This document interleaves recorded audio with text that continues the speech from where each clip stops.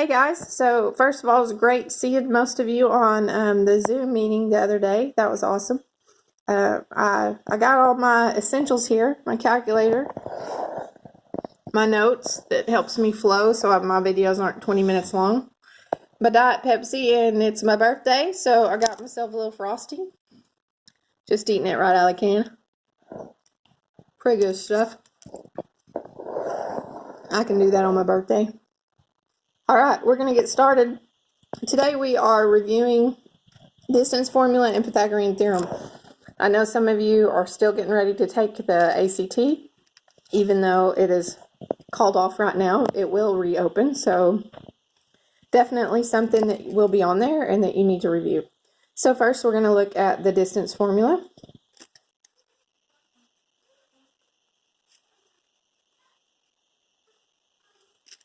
So the distance formula is a formula that you can use anytime you have the endpoints of a segment. Okay, so you can find the length of that segment using the distance formula. So given the coordinates of the endpoints of a segment,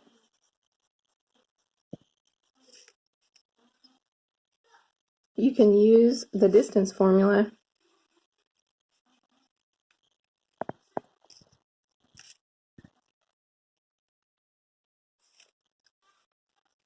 to find the length of that segment.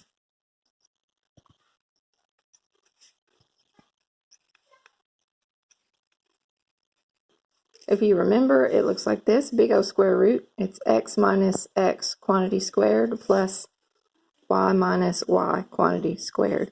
And whatever point you start with, you have to start with the same point both times.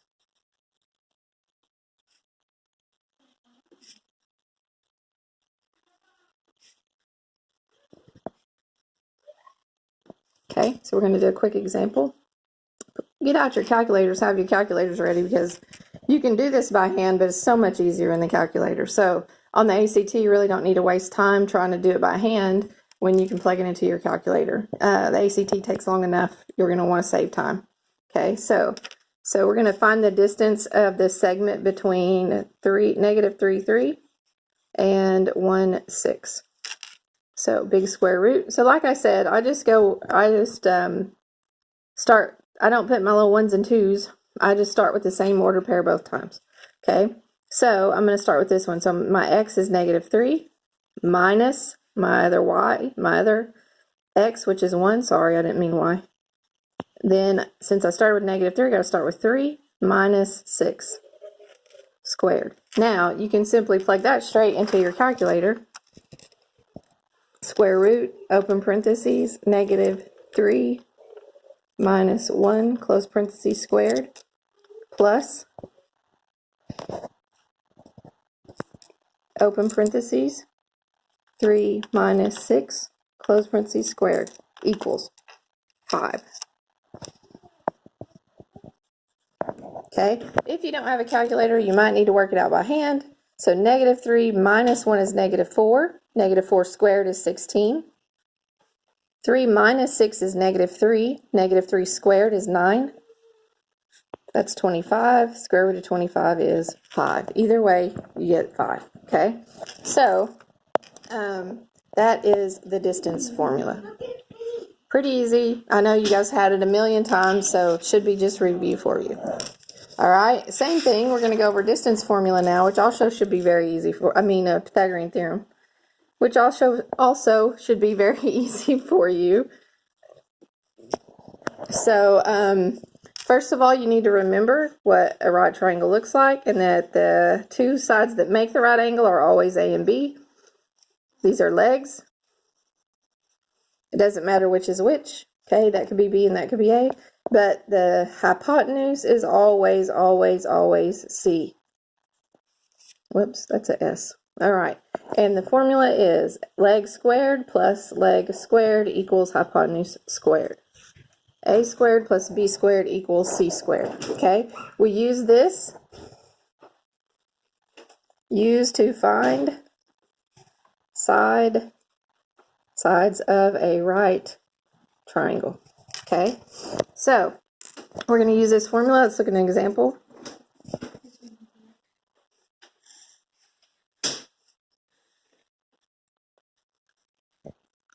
For radical 5, radical 134, and we're looking for x.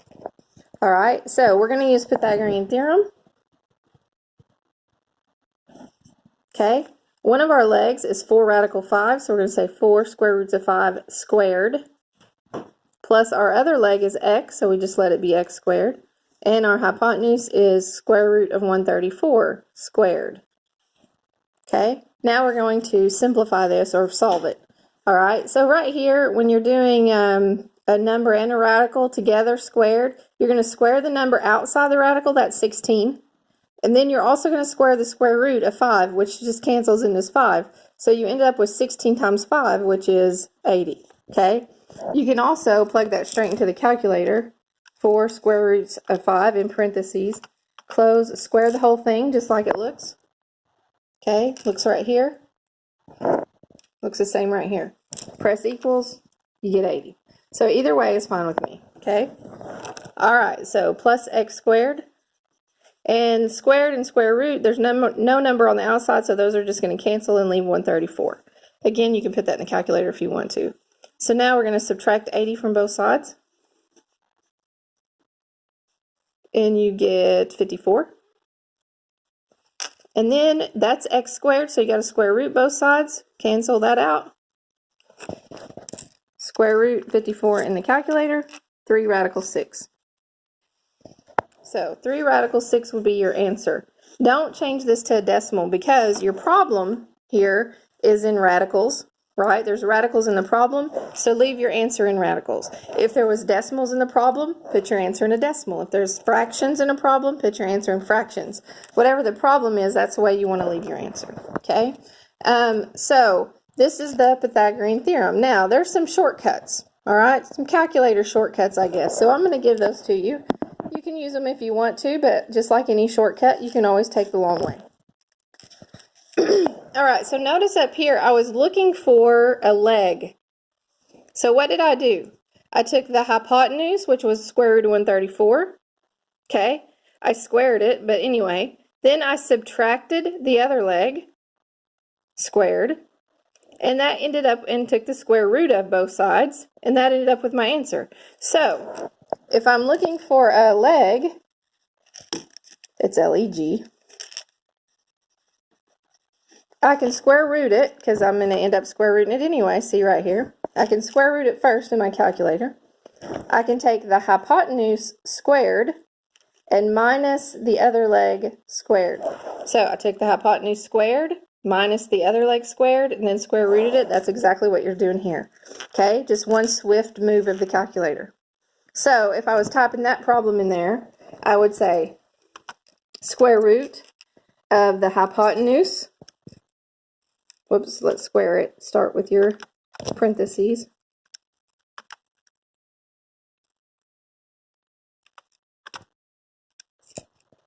Square root of the hypotenuse squared minus the other leg squared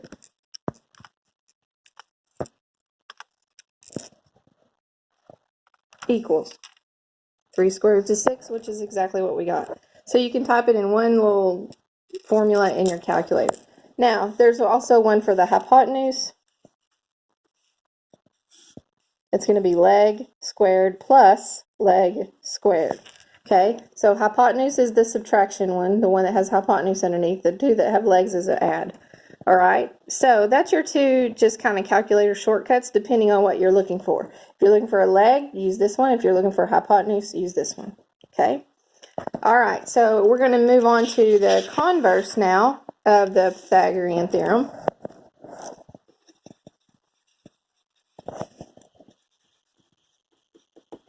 And it says that if 3 numbers fit the Pythagorean theorem, then it must be a right triangle.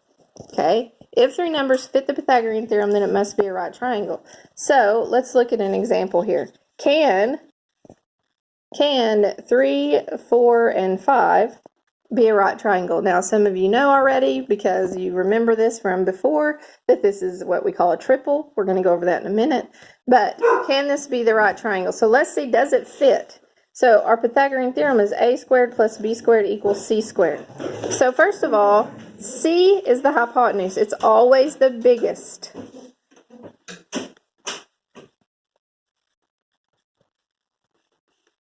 Okay, so in this case, 5 will be my c. It doesn't matter about 3 and 4. So I'm going to say 3 squared plus 4 squared equals 5 squared. Is this true? That's a question mark. Is that true? So 9 plus 16 equals 25. 9 plus 16 is 25. 25 equals 25. So yes, this is a right triangle. Okay, now let's do another one. Let's say that I have 4, 6, and 7.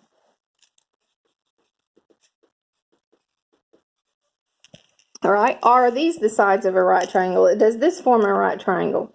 All right, so a squared plus b squared equals c squared. 7 is my c because it's the biggest, so I get 4 squared plus 6 squared equals 7 squared. 16 plus 36 equals 49. Question mark, because we don't know. Okay, this is 52. 52 is not equal to 49, so it's not a right triangle. So not a right triangle, but what kind of triangle is it? Okay, since it's not right, it either has to be an acute triangle or an obtuse triangle. And we can tell by looking at the Pythagorean theorem, okay? So this is the hypotenuse side, remember, and this is the sum of the leg side. So if this hypotenuse is less than the sum of the legs, then it's actually an acute triangle, okay? So if the hypotenuse squared is less than the sum of the legs squared, okay, that's an acute triangle. So that's what that one would be. That would be an acute triangle.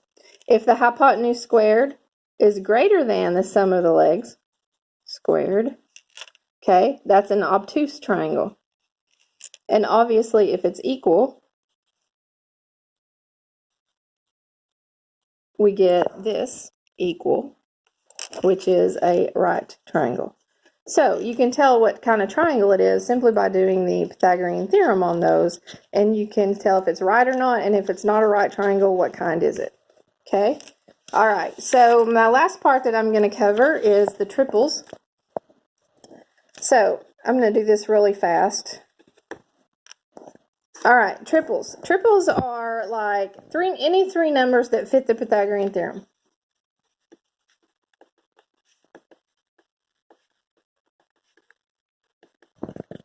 Okay, any three numbers that fit the Pythagorean theorem. I feel like that's blurry. All right, now also they have to be reduced. Okay.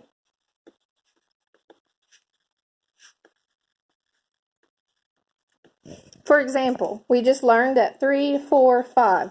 3, 4, 5 fits the Pythagorean theorem, just like we learned right here. Okay, we did 3, 4, and 5, and it came out even. That's right. Okay, now it is reduced. There's nothing that goes into 3, 4, or 5. So this is a triple. All right, now I could say also that 6, 8, and 10 satisfy the Pythagorean theorem. It makes the Pythagorean theorem work. But 2 goes into all of them. 2 will go in there 3 times, 2 goes in there 4 times, 2 goes in there 5 times. So this one is not reduced. So this would actually reduce to the triple 3, 4, 5. Okay, so it can't have anything in common. Nothing can go into each one of them evenly. It has to be what I call reduced triple. Okay, in order to be called a triple. Now, some very common ones that we're going to use a lot. Why would we use them? Why would we use a Pythagorean triple? Because it saves me time. If I know that the legs are 3 and 4, if I already know this triple, then I know the hypotenuse has to be 5, and I don't have to do the Pythagorean theorem. Or if I know the hypotenuse is 5 and one of the legs is 4, I know the other leg has to be 3. I don't have to do the Pythagorean theorem. It's a 3, 4, 5, and it's memorized. Okay, that way it saves time doing the Pythagorean theorem because there's a lot of ones that we use a lot. Okay, 3, 4, 5 is definitely one of them. Another very common triple that if you know it, you don't have to do the Pythagorean theorem, is 5, 12, 13. Okay, another one is 8, 15, 17. Notice the big ones on the end. I'm writing them in order. And the last very, very common one is 7, 24, 25. Okay, those are all very common triples. So if I know my two legs are 8 and 15, what would my hypotenuse have to be?